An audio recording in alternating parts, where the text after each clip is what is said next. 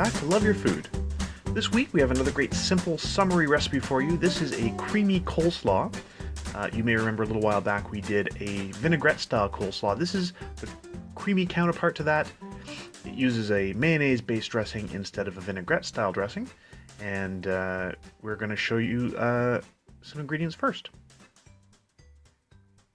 So obviously we are going to be using some cabbage. It's just a standard head of cabbage. We're not using the napa this time. We have some carrot. We're going to be using some green onions, some salt, a little bit of red wine vinegar or sherry vinegar, and some mayonnaise.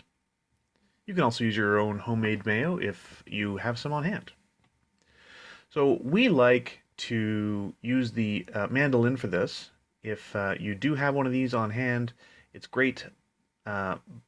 They're a bit of a pain to clean, obviously, but if you don't have one, it is perfectly fine to use just like a cheese grater or anything like that to grate your carrots. We like the mandolin. It gives sort of a nice texture. It gives these nice uniform slices of carrot, but again, it's entirely up to you. We're also going to use it for our cabbage here. We just find it's very, very easy to get a very nice uniform product.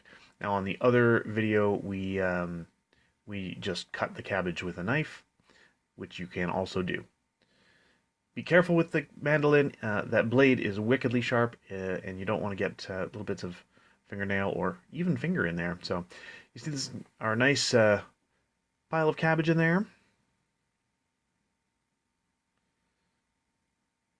And after that, we're just going to add our green onions. So here you see Chef Caleb giving them a nice little chop.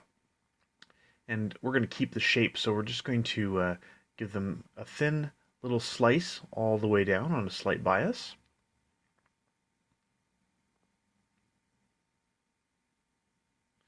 And we're going to use the whole green onion. So we're going to cut all the way through the whites here, and then all the way through the green parts as well. You see the end of it here with Chef Caleb is going to add everything to our bowl. And from there, it's very simple. Once everything's in the bowl, we are going to add our salt. So a little bit of salt. This will help bring out some of the juices in all of the veggies. And that's going to help bring that sauce together. And then just for a little hint of acid, a little bit of sourness, we are adding some of that red wine vinegar. Of course, all of the amounts are going to be in the description below. And then our mayonnaise.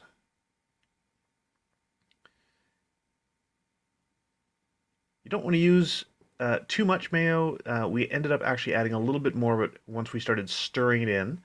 But you want to certainly err on the side of not enough and add more as you need it. You don't want to start with too much, or it really becomes quite overpowering and everything becomes a little soggy.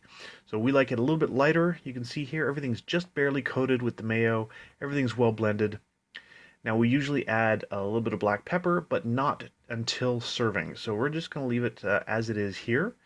Once everything has come together, all of those veggies are well coated with our mayonnaise-based sauce here. Then we are going to put this in some containers and put it in the fridge. You do want to start this a little before you serve it. Give it a little bit of time for all the flavors to come together. Now this has been in the fridge for a little while. You can see the juices have come out, collecting at the bottom.